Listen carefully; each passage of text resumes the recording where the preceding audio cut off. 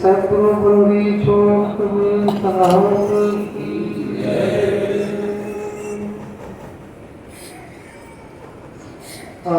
ज्ञान तिमिराधस ज्ञानांजन सलाकया चतुर्लिप्तं येन तस्मै श्री गुरुवे नमः। तस्मै श्री गुरुवे नमः। कबीर नामं परमं पुनीतं युगे युगे स्वामी हरन्त धूपम् दातारमुक्तं पुरतं पुराणं चरणारविन्दं सततं नमामि। चरणारविन्दं सततं नमामि। बोलिए सद्गुरु बंदीश्वर कबीर साहब की प्रातः स्मरणीय परम पुरुष परमात्मा सद्गुरु बंदीश्वर कबीर साहब एवं इस पावन धरा पर उपस्थित मृद मंगलमय संत समाज, धर्म स्नेही बंधुओं, श्रद्धा मूर्ति माताएं हैं। आज का यह परम सौभाग्य का दिन है कि प्रति माह की भांति इस माह भी ये पूर्णिमा का कार्यक्रम हम सबके समक्ष आया है और आप सभी को खूब खूब धन्यवाद है कि आप सब अपना अमूल्य समय निकाल करके आप लोग इस कार्यक्रम की शोभा बढ़ाएं। इसके लिए आप लोगों को खूब खूब आभार, धन्यवाद आप सभी का। आज पूर्णिमा का ये शुभ अवसर भी है और उसके साथ साथ आज एक पर्व है जो हम सबको एक अटूट बंधनों से बांधता है। एक ऐसा रिश्ता जिसे भाई बहन का रिश्ता कहा जाता है। आज का ये रक्षा बंधन का कार्यक्रम। इस दिन हर भाई को बहन रक्षा बांधती है और भाई जो है कि उस बहन को वचन देते हैं कि पूरे जीवन में आपकी रक्षा करता हूं। इस वचन को दे करके और बहन के साथ जो एक भाई बहन का जो रिश्ता, एक पवित्र रिश्ता है, उस रिश्ते को एक सूत्र में बांधने का ये त्योहार है। और हमें तो जहां तक लगता है, कई भगत जी लोग पूछ रहे थे कि साहब ये रक्षाबंधन का त्योहार की उत्पत्ति कैसे हुई होगी। हम लोग चिंतन करें, कोई भी त्योहार किसी कारण बस जो है कि उसकी उत्पत्ति होती है, उसका निर्माण होता है, कोई उसमें कारण होता है। और आज कोई, हम तो कहते हैं, एक साधारण ही बहाना समझ लीजिए, कोई एक कारण ये समझ लीजिए कि कम से कम इसी बहाने हमारी बहनें ससुराल से अपना हट करके मायके जा करके और एक अपने मायके में जहाँ अपना जीवन जो है 20 साल 25 साल जो जीवन बिताए और जो भाई और बहन का जो प्रेम, जो लड़ते खाते पीते भाई के साथ जो जीवन बीता, उस पहलू को जो है कि अनुभव करती हैं बहनें जाकर के मायके में। लेकिन वही बहनें मायके जाने के लिए ललायित रहती हैं। हम कल एक छोटा सा वीडियो देख रहे थे, पता नहीं कौन ग्रुप पर कौन भगत जी भेजे थे, उसमें देख रहे थे तो एक बहना जो है अपने पति जी को डांट रही है कि पता नहीं आपकी बहन कब तक आएगी, मुझे भी तो जानना है। मुझे भी जाना, आपकी बहन कब तक आएगी। तो यही वीडियो हम देख रहे थे और मेरा मन इतना प्रसन्न हुआ उस वीडियो को देख करके कि मतलब एक बहन जो है कि अपने मायके जा रही है एक भाई से मिलने के लिए, लेकिन एक बहन आ रही है अपने भाई से मिलने के लिए, लेकिन वो जो है कि वो बहन खुश नहीं, मतलब अब उनकी भाभी लगेंगी। तो ये तो दोनों तरफ होता है। और आज जो ये पर्व हमको समझ में आता है कि ये पर्व इसलिए बनाया गया होगा कि कम से कम भाई अपने बहन के यहाँ जाए, बहन अपने भाई के यहाँ जाए, और जो है कि भाई बहन का प्रेम और स्नेह बना है, और इस कारण ये पर्व मनाया जाता है। और ये जो है कि भाई बहन का एक अटूट रिश्ता है। और आज भी देखिए बहनों की संख्या कम है, हमारे भगत जी लोगों की संख्या ज़्यादा है, बहनों की संख्या कम है। अब जब अगले पूर्णिमा पर बहनें आएंगी तो उनके लिए गेट पर नो एंट्री लिख दिया है क्योंकि जब वो जाकर के अपने मायके में भाई के यहाँ रक्षा बांधने के लिए जा रहे हैं, लेकिन और इस भाई को कौन बांधेगा रक्षा। अब उन सबका आप सबका जो बहनें नहीं आई हैं उनका इसी पर। और आज अभी हमारे देखिए साहब जी लोग सदगुरु कबीर साहब के विचारों को आप सबके बीच बड़े सुंदर रूपों में प्रस्तुत किए, और हम तो सुन रहे थे। हमारे वकील साहब जी बड़े आज हमारा मन बड़ा प्रसन्न हुआ। आज बहुत अच्छा वक्तव्य इनका रहा वकील साहब जी का, और हमेशा देते ही है। और जो है कि शायद इस 70 वर्ष की उम्र में भी रुकते नहीं है, बोलते रहते हैं। बोलते मतलब हम लोग बड़ा रुक करके बोलते हैं, लेकिन हमारे वकील साहब बराबर स्पीच देते हैं। और हम सबको सदगुरु कबीर की वाणियों पर हम सबको चिंतन करना चाहिए, मनन करना चाहिए। वास्तव में भक्ति का अर्थ ही है कि अपने आप को मिटा लेना, अपने आपा को समाप्त कर लेना। हम कितनी बार इसका अर्थ बता चुके हैं कि प्रार्थना में हम लोग हमेशा बोलते हैं कि तन मन धन गुरु चरणन में। तन मन और धन गुरु चरण, उसका अगर साधारण अर्थ हम लोग समझे, उसका गुण अगर अर्थ समझे, साधारण अर्थ ये है कि हम गुरु के चरण में जाते हैं, 10-5 जो है कि द्रव्य हम समर्पित कर देते हैं, मन से हम सेवा करते हैं और तन से हम सेवा करते हैं। तन मन धन ये तो बाहरी जगत की बात है, लेकिन अंतःकरण की जगत की बात यह है कि तन मन धन गुरु चरण में। जो हमारे जीवन में तन का अहंकार है, जो शरीर का अहंकार है, कि गुरुद्वारे पर भी आकर के हमारा सर झुके नहीं। कोई ग्लास पड़ा है, अरे पता नहीं किसका जूठा पड़ा होगा, कौन पिया होगा, अगर ये भावना अगर हमारे मन में आ गई तो उस भक्त की जीवन में कभी भक्ति सफल उसका हो ही नहीं सकती। अगर हम देखते थे शुक्ला साहब जी आते हैं, उनकी बेटी उनके बेटे, हम देखते रहते थे, नहीं साहब नहीं हम उठाएंगे, पत्तल हम उठाएंगे, और जो है कि गिलास हम उठाएंगे, नहीं किसी को नहीं उठाना। मतलब कोई भी उनके अंदर अहंकार नहीं है कि मैं एक ब्राह्मण कुल में जन्म लिया, मैं एक ब्राह्मण। और आज भी तो देखिए, आज जो है कि एक साधक है, अच्छे साधक है कि और हर चीज से संपन्न, लेकिन अहंकार नाम का चीज नहीं। एक सच्चे भक्त की ये निशानी है, और हम सबको भी एक सच्चा भक्त बनना ही पड़ेगा।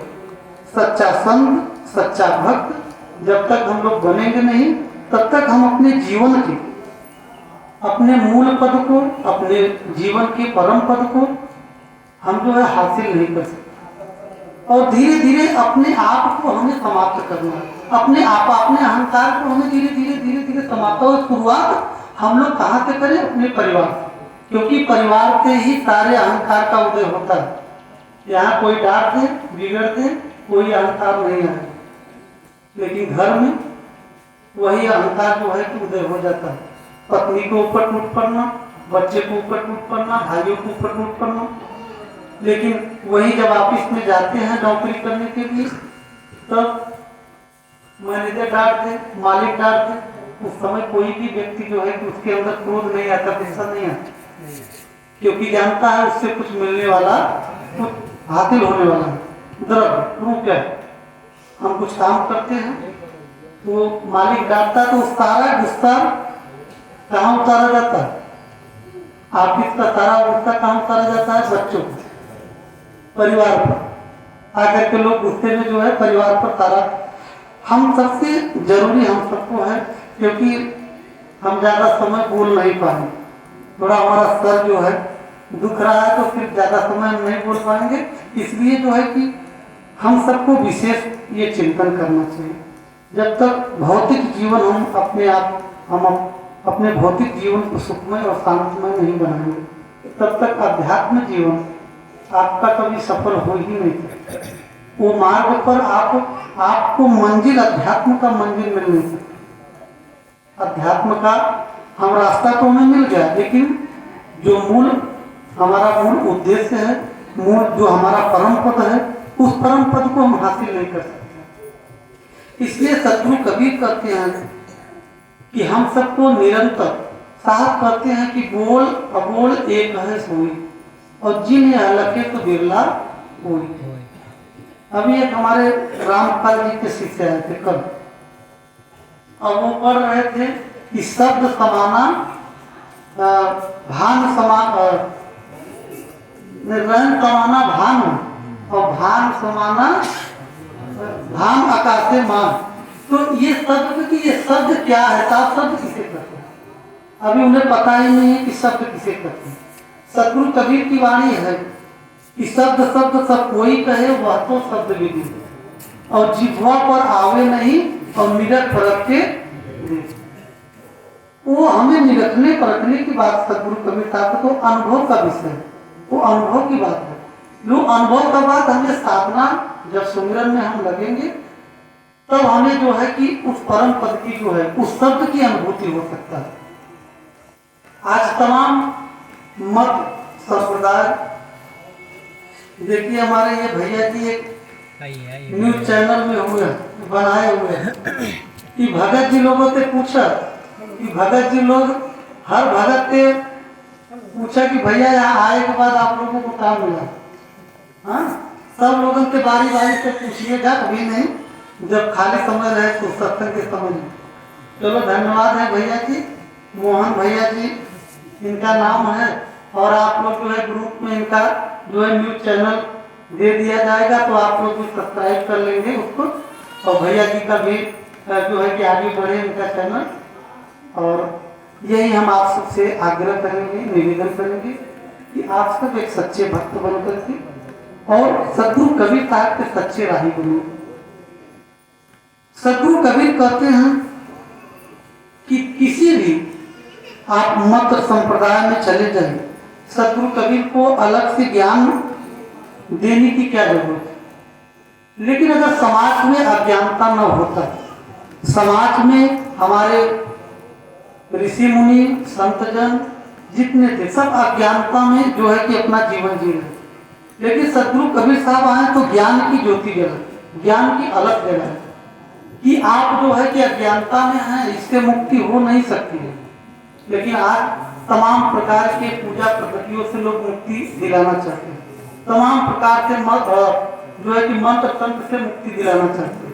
लेकिन सद्गुरु कबीर साहब नकारते हैं कि किसी भी मंत्र से आपका आत्म कल्याण नहीं हो सकता। आत्म कल्याण अगर हो सकता है तो केवल साधना, केवल ध्यान योग, केवल सूरत शब्द योग। जो हम सूरत शब्द क्या है? हमारी चेतना, हमारी चेतना और हमारी चेतन सत्ता। जब तक हमारी चेतना हमारे चेतन में स्थिर नहीं होगी, जब तक हमारा अस्तित्व अपने आप में स्थिर नहीं होगा, तब तक हम इस संसार के भवसागर से मुक्त नहीं हो सकते। लेकिन आज समाज को एक गुमराह करके भरमा करके रखा गया कि बस नहीं, एक सहज बता देंगे, क्योंकि लोग भजन तो करना नहीं चाहते। आप शहरों में देखिए, कहाँ किसी के पास समय है। शहर में जो रहते होंगे 4 घंटे सोते होंगे, ज्यादा ज्यादा 12-1 बजे तक लोग सोते हैं, फिर 5 बजे उठ करके फिर स्नान करना, फिर ड्यूटी जाना। कहाँ किसी के पास समय। तो शहरों में रहने वाले हमारे भैया जी बैठे होंगे, भगत जी पूछ रहे थे, गुरु जी बड़ी कठिनाई होती है भजन करने में, क्योंकि समय का बड़ा अभाव होता है। तो हम आपसे आग्रह करेंगे, सोते समय में भी आपको आधा घंटा समय मिल जाता है। इतने जल्दी नींद नहीं लगती सर, कि लग जाती है। अगर आप लेटते हैं तो कम से कम आधे घंटे तो लगता ही है निद्रा आने, नींद आने में आधे घंटे लगता है। तो आधे घंटे वो परमात्मा के सुमिरन में लगा दीजिए, परमात्मा के ध्यान में लगा दीजिए। ऐसा नहीं है कि चलो ठीक है नहीं बैठ पाए तो कोई बात नहीं, लेकिन आप लेटे रहिए तब भी सुमिरन कर सकते हैं, तब भी ध्यान कर सकते हैं। और हमारे पास दुखों लेकर के लोग आते हैं और क्यों भजनिया ना करे चाहे, और भजन करें तो परमात्मा से अपना दुख सुनाइए, परमात्मा से दया करेंगे, कृपा करेंगे, सारा कुछ करेंगे। लेकिन जब उस मालिक से आप अर्जी लगाएंगे तब, अर्जी आप लोग लगाते नहीं। अर्जी 10 मिनट बैठ करके उस परमात्मा से अर्जी तो लगाइए, उस परमात्मा की दया होगी, सारे कष्ट धीरे धीरे समाप्त हो जाएंगे। लेकिन हमें दवा पर विश्वास है और हमें जो है कि तंत्र मंत्र पर विश्वास है, हमें नाना प्रकार के उलझन, कोई भी कितने हमारी माताएं बहनें जो भक्ति से जुड़ी हैं वो भी उलझन में आ जाती हैं। आज पड़ोस के जो है कि एक हमारी बहना भी आई थी, उनकी जेठानी जो है कि कहीं एक मुसलमान भाई जी हैं, उनको जाकर के अपना दिखाती हैं, उनकी बिटिया खूब खेलती है, उनका बेटा खेलता है, और वो जो है कि वो यहाँ से जुड़ी हुई है, दीक्षा नहीं ली हुई है, लेकिन अभी दीक्षा लेने वाली है, लेकिन जुड़ी साल भर से जुड़ी हुई है। तो जो है कि कितना भी करती हैं, लेकिन उनको डर बना रहता है, फोन करती रहती, गुरुजी आज जो है 12 बजे रात पता नहीं क्या जला करके, दीप जला करके कुछ मंत्र पढ़ रही थी, तो कोई दिक्कत तो नहीं होगा गुरुजी। मतलब इतना भय, इतना डर समाज में व्याप्त किया गया, सबको ब्रेन वॉश किया गया, इतना डर बनाया गया कि जब भय में लोग जिएंगे, डर में लोग जिएंगे, तभी हमारा पाखंड अंधविश्वास चल पाएगा, अन्यथा हमारी रोजी रोटी नहीं चल पाएगी। आज कम संख्या में हम लोग रहे, एक ही लड़का हो, एक माता पिता की एक ही लड़का, वही महत्वपूर्ण।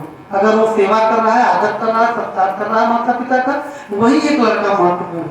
और 100 लड़के हों, अगर माता पिता का अनादर कर रहे हैं, सेवा नहीं कर रहे हैं, देखभाल नहीं कर रहे हैं, तो 100 लड़के किस काम के, किसी काम के नहीं। हमारी कम संख्या होगी चलेगा, लेकिन आप लोग सदगुरु कबीर के विचारों को एकदम अपने आप को अंदर से मजबूत बनाइए, अपने अंतःकरण को इतना मजबूत बना लीजिए कि जो है कि कोई भय आप पर जो है, इसीलिए सदगुरु कबीर साहब कहते हैं ना कि कहें कबीर निर्भय हो जा, ये जीवात्मा तू निर्भय तो हो जा, और कुंजी बताए दे ताला खोलन, तू निर्भय तो हो जा।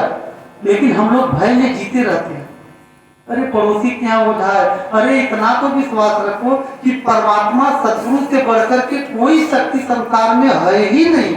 ये भूत प्रेत चुड़ैल चांडाल सबका करता वो परमात्मा, बस उसी मूल को पकड़ लीजिए, उस शक्ति को पकड़ लीजिए, और ये शक्तियां क्या कर पाएंगे, कुछ कर पाएंगे, कुछ भी नहीं कर पाएंगे। इतना आप लोग अपने मन में विश्वास रखिए, अपने अंतःकरण में इतना विश्वास रखिए कि कोई अगर आप लोग दीक्षा ले लिए हैं तो आपके घर में भूत प्रेत चुड़ैल चांडाल क्यों आया ना सकत, अरम बरम जितने हैं सब भाग खड़े हो गए, क्यों ना। लेकिन अगर आपके मन में दुविधा है, डर है, भय है, तब जो है कि वो अज्ञानता के कारण वो भूत प्रेत का वातावरण बनेगा ही बनेगा। लेकिन भूत प्रेत जो बाटे, हम तो कितनी बार कहते हैं, हम तो इससे परेशान हैं, और हम भी देखना चाहते हैं, वैज्ञानिक भी कोई ऐसा यंत्र नहीं बना रहा है कि दिखा दे कि भूत प्रेत कैसा होता है। भूत प्रेत हम जानी था कि भूत प्रेत ये माता बहनी होती, हम नहीं कि देखे कि नहीं खेलत ऐसे भूत, यही तो भूत है, और तो भूत तो कम रूप तो बटवा ना किया। हम तो ये बहना जो है कि रोज खेलती थी, रोज खेलती थी, तो गुरुजनों का हम बचपन में सुने थे, रोज डेली खेलती तो लोग रोज बवालों बेचारे, उनके पति जी इतनी परेशान थे। और तो हमने कहा कि तो वो मंत्र जो है कि गुरु जी का एक बार सुने थे, साहब लोग गए थे तो बताए थे मंत्र, तो हमने कहा कि देखा भूत छोड़ दे, अब एक दिन अगर भूत आ जाए तो आप कहिएगा, कभी ना कहें भैया कुछ जाना था, हमका देखे गोबर तू ले गया हुआ और गोबर इनके मुँह में जबरदस्ती खिला और देखा भूतवा छोड़ दे, तब से जो बात है उनका भूतवा छोड़ करके और लगी हमें दरिया हुआ तो हमें गोबर किया होता, हमें गोबर किया होता तो उनका उनका भूतवा छोड़ दे वही दिन से उनका जब जब इनके भूत आवे, क्योंकि इनको खुद भूत तो रहता नहीं, गोबर ही खिलाइए, भूत गोबर से ही भागता, उसी दिन से उनका भूत तथ्य मानिए कि मैं जो है कि तब से 4 वर्ष रहा गई, 4 वर्ष में कभी भूत आया ही नहीं। तब जो उनके पति जी कहें, उनका सासू कहें भैया बड़ी कृपा कहेगा, तो हर मंत्र तो बड़ा अच्छा काम कहेगा, वैसे ले जाते रहे मोहन परम, तो पता नहीं कहाँ ले जाए, मजाक पर कहाँ ले जाते थे, तो वही भूत छोड़वा ना करे, लेकिन बाहर ये गोबरा वाला मंत्र जो भूतवा छोड़ा दे, कुछ नहीं, ये सब भ्रम है, धोखा है। अगर वैज्ञानिक दृष्टिकोण से देखेंगे तो ये सब धोखा है, मन का विकृत, संतों की अगर भाषा में देखेंगे मन का विकृत रूप ही भूत प्रेत चुड़ैल चंडाल ये सब, और ये सब बनाया गया है, षड्यंत्र के तहत बनाया गया कि जो है कि मनुष्य इसी में उलझा रहे, मनुष्य जो अंधविश्वास पाखंड में फंसा रहे। और आज अपने महापुरुषों ने आया, महापुरुष आकर के भगवान बुद्ध, महावीर, सदगुरु कबीर साहब, नानक, दादू दरिया, ऐसे संत महापुरुष आए जो कि ज्ञान की जो मनुष्य की चेतना को जागृत करने की कोशिश। अगर आप लोग अगर महापुरुषों की वाणी तो धरी पड़ी, लेकिन अगर हम उसे अपने जीवन में अगर धारण न करें तो ये हम सबकी भूल है, हम सबकी कमियां हैं ना। अगर आप सदगुरु कबीर के बीजक को आप कम से कम अगर जो हमारे साधक जन हैं पुराने जिसको समय मिलता है, बीजक जरूर कम से कम 1 पाठ 2 पाठ कुछ न कुछ बीजक जरूर पढ़ लिया करें, नहीं तो साखियां ही पढ़िए। सदगुरु कबीर के जो बीजक अगर पूर्णतः अगर पढ़ लिया और समझ लिया, उसके जीवन से सारा भ्रम, सारा अंधविश्वास उसके जीवन से समाप्त हो जाएगा। बीजक जो पढ़ लिया, बीजक में जितना बीजक पढ़ते जाएंगे उतना उसमें घुसते चले जाएंगे। बड़ी गूढ़ रहस्य है, बीजक पर आज रिसर्च हो रहे हैं, आज PhD लोग कर रहे हैं। क्यों? सदगुरु कबीर साहब को वाणियों पर, कबीर के वाणियों पर PhD नहीं हो रहा, लेकिन कबीर साहब के वाणियों पर विशेष PhD लोग कर रहे हैं। सदगुरु कबीर को समझना लोग चाहते हैं कि सदगुरु कबीर के विचार क्या था, सदगुरु कबीर के दृष्टिकोण क्या था, उनका दर्शन क्या था, आखिर वो सदगुरु कबीर कहना क्या चाहते हैं। इस सब पर सदगुरु कबीर बीजक, मूल ग्रंथ साहिब का बीजक, और बीजक को जरूर आप लोग कुछ समय निकले तो 2 पंक्ति ही पढ़िए। बड़े सुंदर पद साहब का उसमें है, जो है कि साहब कहते हैं कि मरिहो रे तन का ले करी। इस जीवन का गुण रहते बताते हैं कि ये जीवन का महत्व क्या है, इस शरीर का महत्व क्या है। मरिहो रे तन का ले करी, प्राण छूटे बाहर ले डरी। यही प्राण अगर निकल जाएगा तो यही घर के लोग जो है कि इस शरीर को निकाल करके बाहर जो है कि खाट से भी उतार करके नीचे कर देंगे। क्या कभी हम चिंतन करते हैं? बस सुन लेते हैं कि महात्मा जी बोल दिए, कबीर साहब बोले हैं, इस पर हम लोगों को एक एक पद पर चिंतन करने की जरूरत है। जैसे गोरू जोन बाटे खा लेते देखा तो पागुल कर लेंगे, पागुल कर से मुँह डुलावल आप पाचन मतलब पाचन करें, तो वैसे ही आप लोग भी सत्संग सुनिए या जो भी आप पद सदगुरु कबीर साहब के पढ़िए, उस पर फिर चिंतन करिए, मनन करिए कि सदगुरु कबीर साहब हम सबको अब अभी तो सुनेंगे तो समझ में आएगा कि ये जीवन, इस शरीर का कोई महत्व नहीं, लेकिन 1 घंटे के बाद तब इसी का महत्व एकदम हो जाएगा। और फिर कभी आप जो है कि उस पर चिंतन ही नहीं करेंगे कि नहीं सदगुरु कबीर साहब इस शरीर का महत्व क्या होता है। तो इसलिए हम सबको सदगुरु कबीर साहब कहते हैं कि चकमक पथरी रहत एक संग उठत नहीं चिनगारी। चकमक और पथरी एक ही साथ रहता है, लेकिन उस पर चिंगारी नहीं उठता। लेकिन जब हम 2 पत्थर को लेकर के टकराते हैं तब उसमें चिंगारी उसमें निकलता है। जैसे पुष्प में सुगंध है, पत्थर में अग्नि है, गन्ने में शक्कर है। बस ठीक इसी प्रकार से हमारे आत्मा में परमात्मा का निवास है। तो इसलिए तो हमें परमात्मा को कहीं बाहर ढूंढने की जरूरत है ही नहीं। जितना बाहर ढूंढेंगे उतना आप परमात्मा से दूर होते चले जाएंगे, उतना ही दूर होते चले जाएंगे। परमात्मा को अगर प्राप्त करना है तो अपने अंतःकरण में, अपने घट में प्राप्त करना है। घट मतलब ये शरीर का घट नहीं, आत्म घट। सदगुरु कबीर साहब कहते पहले अपने आत्मा को पहचानना है, और हमें किसी को प्राप्त करना नहीं है, हमें किसी को प्राप्त करना नहीं, हमें स्वयं को, अपने आप को जानना है। बस विस्मरण हुआ है, केवल स्मरण करना है, केवल अपने आप को भूले हैं, केवल अपने आप को याद करना है। बस इतना तो करना है। परमात्मा को याद तो करके देखिए परमात्मा की वाइब्रेशन, परमात्मा की तरंगे जब आपके जीवन में मिलना शुरू हो जाएगा तो सारे अंधकार आपके जीवन से भाग खड़े हो जाएंगे। आपके जीवन में कोई अंधकार नहीं रह सकता। इसलिए हम सब जब बीमार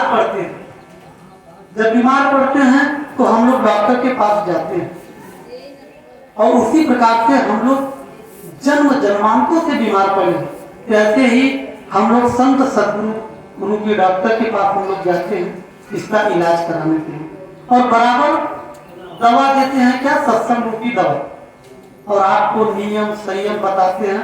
हम तो अभी कुछ समय से नहीं कर पा रहे हैं, लेकिन विनती आप सबसे है, आग्रह है कि जरूर योगा, अगर आप लोगों को समय मिले तो कुछ समय जरूर योगा कर लें, क्योंकि जब तक निरोगी काया नहीं रहेगी, माताओं बहनों सबके लिए, हमारे पुरुष वर्ग, हमारे भगत के लोग सबके लिए है, योगा जरूर करें। कुछ समय नहीं, 10 मिनट 15 मिनट उसमें समय जरूर दीजिए। जब योगा करेंगे तो जब निरोगी काया रहेगी, जब शरीर आपका स्वस्थ रहेगा, तभी आप भजन साधन में बैठ सकते हैं, अन्यथा साधन में नहीं बैठ सकते। इसलिए निरोगी काया बहुत जरूरी है। और अब हम ज्यादा समय नहीं लेंगे क्योंकि पंखा भी बंद हो गया है, गर्मी बहुत ज्यादा है जी। और हम आप सबसे यही आग्रह करेंगे कि अपने जीवन को निर्मल और पवित्र बना करके अपने जीवन में आगे बढ़ें। और बहुत से संघर्ष, देखिए संघर्ष, बहुत से कठिनाइयाँ आती रहती हैं। हम भी 2-3 दिन से बड़े चिंतित, लेकिन कल जो है सदगुरु कबीर साहब का ऐसा आदेश हुआ, ऐसी प्रेरणा हुई कि जैसे चिंतन हमारे अंतःकरण से आया, जैसे सदगुरु कबीर साहब ने हमें जो है कि प्रेरणा दे दी कि मेरी तो 52 कसनी ली गई, मेरी तो 52 कसनी ली गई, और तेरी तो अभी एक भी कसनी नहीं ली गई, और तू इतना विचलित हो रहा है। तो इसलिए अब हम सबको हिम्मत हारना नहीं है, संघर्ष करना है, और अपने जीवन में हम सबको संघर्ष करके और हमें अपने सदगुरु कबीर साहब को देखिए, हम सब देखें, उनके जीवन को देखें, उनके जीवन चरित्र को देखें। हम लोग आज हमें प्रेरणा नहीं मिलता है क्या जी? सदगुरु कबीर साहब को क्या जरूरत थी कपड़ा बुनने की, कंबल बीनने की क्या जरूरत है, कंबल बेचने की क्या जरूरत है? लेकिन हम सबको एक दर्शन दिए साहब ने कि कहें कबीर कुछ उद्यम कीजिए, आप खाए और उनको दीजिए, कि आने वाली जो पीढ़ियां हैं, आने वाले जो जनमानस है, कम से कम उससे सीख ले सके। संत को क्या हो तो फकीर थे, उन्हें क्या 2 वक्त की रोटी नहीं मिल जाती क्या? मिल जाती, लेकिन उनको क्या जरूरत थी कंबल बीनने की, क्या जरूरत थी गली गली जाकर के? हम समाज को प्रेरणा दी, तो हम सबको प्रेरणा लेनी चाहिए कि सदगुरु कबीर के 52 कसनी हुआ, तो हम सब अगर एक भी कसनी पर अगर नहीं टिक पाए तो हम सब सदगुरु कबीर साहब के सच्चे सिपाही नहीं बन पाए। तो इसलिए हम सबको निरंतर ध्यान करना है। कल से हम चिंता मुक्त हो गए। हमने कहा कि जो आएगा संघर्ष करें, और संघर्ष ही जीवन, और संघर्ष से हम लोगों को जीवन में आगे बढ़ना है, और कभी अपने आप को कमजोर नहीं बनाना है। और चाहे गृहस्थ जीवन में हो, चाहे विरक्त जीवन में हो, हम सबको संघर्ष करना चाहिए। अब संघर्ष का मतलब ये ना हुआ कि पतो जा सासू अम्मा से झगड़ा करेगा, और सासू अम्मा जा पतों से झगड़ा करेगा, ये संघर्ष ना। संघर्ष ये है कि अपने बच्चों को शिक्षित बनाइए। हम आपसे विशेष आग्रह करेंगे कि एक रोटी कम खाइए, लेकिन बच्चों को शिक्षा जरूर दीजिए, क्योंकि जब बच्चे शिक्षित रहेंगे तो कोई उनको मूर्ख नहीं बना सकता, उनका शोषण नहीं कर सकता है। इसलिए एक रोटी कम खाइए। बाबा साहब अम्बेडकर कहते थे कि शिक्षा ऐसी शेरनी का दूध है जो पिएगा वही धारे। ऐसे आदर्श महापुरुषों के हम सबको उनके आदर्शों को अपने जीवन में धारण करना चाहिए। आज जिन्होंने एक मार्ग दिया, चाहते तो एसी के कमरे में रहते, एसी की गाड़ियों में चलते, लेकिन आज समाज के लिए, समाज की दैनिक दशा देख करके उन्होंने समाज के लिए अपना सुख, शांति, चैन सब जो है कि त्याग दिया। किसके लिए? समाज के दुख सुख के लिए। आज ऐसे महापुरुषों को नमन है। और अब इसी शब्दों के साथ आप सबसे हम विनती यही करेंगे कि अपने जीवन में आप सब निर्मलता और पवित्रता का विशेष ध्यान दीजिएगा। और ये नहीं एकदम साधु मत बन जाइए। साधु बन जाएंगे तो समाज जीने नहीं देगा। नहीं, कभी पंथी है तो कभी पंथी, सब कभी पंथियों पे लागू नहीं होता। संघर्ष करिए। संघर्ष मतलब अनैतिक मार्ग पर मत जाइए जो है कि, लेकिन अगर नैतिकता से कोई छेड़छाड़ करता है तो फिर उस पर भी जाना पड़े तो पीछे कभी मत हटिए। तो इसलिए जो है हम आप सबसे यही आग्रह करेंगे। और विशेष करके वकील साहब जी लोगों का तो छुट्टी था और हमारे साहब जी लोग देखिए, तीनों साहब लोग उठ जाए तो खड़े हो जाए। आपको ये देखिए, आप सबके ये ऋण है आपके आश्रम के। ये साहब जी लोग मुख्तार हैं और बड़ी सेवा आप सबके आश्रम की करते हैं, तो उनके लिए तो धन्यवाद तो बनता रहता है। और यही आप सबके वकील साहब आग्रह है। और बड़ा स्नेह और प्रेम और बड़ी ममता की छाया साहब लोगों की हम पर बनी रहती है और हमेशा हमें मजबूत बनाते हैं। हमारे साहब जी लोग हमेशा पीड़ा नहीं साहब आप घबराइए मत, हम संघर्ष करेंगे, हमेशा हमें मजबूत बनाते रहते हैं। और इसलिए आप परमात्मा से निवेदन करेंगे कि स्वस्थ रहे हमारे साहब जी लोग और उनकी साधना संपन्न हो। ऐसे हम परमात्मा से विनती और निवेदन करते हैं। और साहब जी के लिए एक बार हमारे तरफ से और आप लोग भी इस आश्रम की छत्र छाया में आप लोग आगे बढ़ रहे हैं, तो हम सबका भी परम कर्तव्य धर्म है कि हम सब इस आश्रम की सुरक्षा और अपने संस्कृति की सुरक्षा, सदगुरु कबीर साहब के धरोहर की सुरक्षा हम सबका परम कर्तव्य है। और यही कर्तव्य को हम कल से समझ करके और फिर अपने जीवन में हम एकदम फ्री हो गए, जो भी चिंता था वो फ्री हो गए। अब हम आगे बढ़ेंगे और हम सबको मिल करके और इस धरोहर को आगे बढ़ाना है। सदगुरु कबीर के ज्ञान को हम सबको जन जन तक पहुंचाना है। ये मेरा ही कर्तव्य नहीं है, आप सभी भक्तों का भी कर्तव्य है, सभी माताओं बहनों का कर्तव्य है। हमारी एक मोहनी वर्मा जी हैं, इस समय जो है कि ड्यूटी करती हैं, जो दरोगा यसाई पद पर हैं, दरोगा हैं और अब कोतवाल होने वाले हैं। और लेकिन वो बहनों हजारों बहनों को जागृत की, हमारी वो बहना हजारों बहनों को जागृत की है। और आप सबका भी परम कर्तव्य है कि अपने आचरण ऐसे बनाइए, अपने वाणी वचन को ऐसा बनाइए कि आपने वो झलके जो आप सदगुरु कबीर के विचारों को जनमानस में रखे, तो उन सबको विश्वास हो कि नहीं इस मार्ग पर ये चल रहे हैं।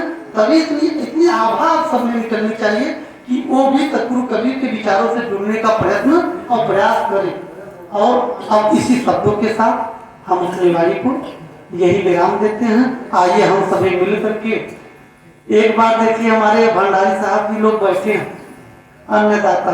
आज सुबह में बड़े जल्दी जो है कि भंडार बना लिए और उनके लिए तो धन्यवाद तो जरूरी बनता है, क्योंकि गर्मी में जो है कि खून पसीना एक करके हम सबको अन्न खिलाते हैं।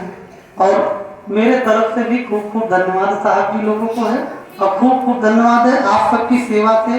परमात्मा देख रहे हैं, परमात्मा की डायरी में नोट हो रहा है और हम भी अपने भौतिक डायरी में भी नोट कर रहे हैं आप सबकी सेवा और बहुत परिश्रम। जहाँ भी कहीं भी आश्रम पर सेवा होता है, भंडारी में सेवा होता है, हमारे अर्जुनपुर मंडल जो है साहब जी लोग पहुँच जाते हैं, उनके लिए खूब खूब हृदय से आभार, खूब खूब धन्यवाद है।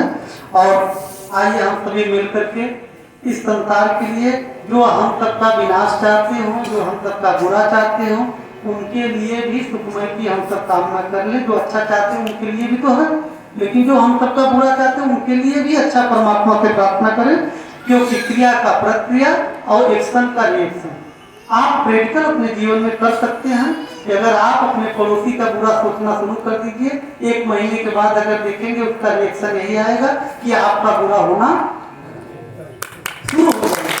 तो इसलिए हम सब इस संसार के लिए सुखमय की कामना, क्योंकि सतगुरु कबीर का यही आदर्श था, सतगुरु कबीर साहब का यही मार्ग है कि सब संसार में मानवता, मनुष्यता कायम करना, भाईचारा और प्रेम भाव जो है स्थापित करना, ये हम सबका परम कर्तव्य है। बोलिए सद्गुरुदेव की जय। सुखिया सब संसार हो, दुखिया रहे न कोई। सुखिया सब संसार हो, दुखिया रहे न कोई। ऐसी मेरी कामना पूर्ण करो प्रभु मोर, पूर्ण करो बंदी छोड़। एक बात जरूर अपने हृदय में गांठ बना करके आप लोग रखिएगा, गलती 3 प्रकार की होती है। एक जानबूझकर गलतियां की जाती है, दूसरी गलती अनजान में होती है, तीसरी गलती होती है मजबूरी। अगर मुझसे कोई भूल हो जाए, गलती हो जाए, तो समझ लीजिएगा कि साहब की कोई मजबूरी है, इसलिए वो साहब गलती की। ये दृष्टिकोण रखिएगा। और एक बात जय घोष करेंगे, इसी शब्द के साथ हम अपनी वाणी को विराम देंगे। और हर बहन के प्रति ये नहीं कि ये आज रक्षाबंधन है तो आज बहन के प्रति खूब प्रेम स्नेह दिखा दिए और उसके बाद फिर और जो है कि 11 महीने 29 दिन पूछे ही न, है ना। ऐसा आप लोग कम से कम महीने में 1 दिन जरूर बहन के यहाँ समय निकालिए और बहनों के यहाँ जाइए, उनके दुख सुख में शामिल होइए, उनको हिम्मत दीजिए और कुछ ले जाकर के बहनों को समर्पित करिए। और इससे हर महीने तो आपका हर महीने ही जो है रक्षाबंधन का त्योहार, ये हर महीने हो जाएगा आपका त्योहार। और आइए जय जय घोष कर ले। बोलिए सद्गुरुदेव की जय। सद्गुरु बंदी छोर कबीर साहब की जय। सद्गुरु मदनपति साहब की जय। आचार्य गुरु की जय। धर्मी पुरुषों की जय। संत महापुरुषों की जय। भक्त समाज की जय। आप सभी दिव्य आत्माओं को साहिब की शांति लाइन लगा करके और बस तुरंत एक बार गर्मी भी है और